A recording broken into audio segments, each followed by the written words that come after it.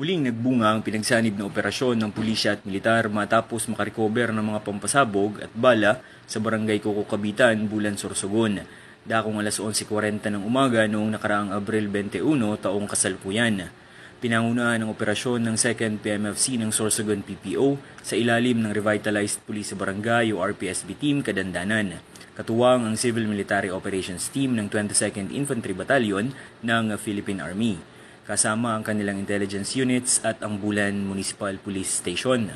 Sinagawa ang operasyon kasunod ang impormasyong ibinahagi ng isang concerned citizen hinggil sa umano'y pagtatago ng mga pampasabog at bala sa naturang lugar.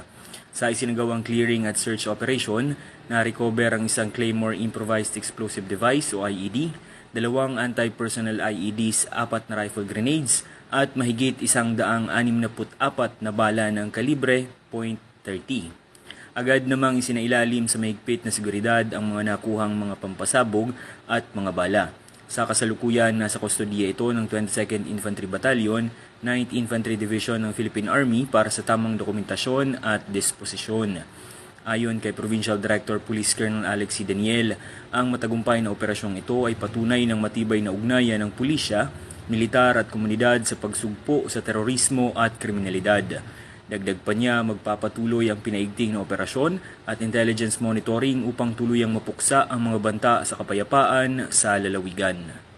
Mula dito sa Sorsogon Police Provincial Office, ako po si Police Corporal Chris Gupela para sa Police News Network. At ito ang bagong PNP para sa bagong Pilipinas, serbisyong mabilis, tapat at nararamdaman.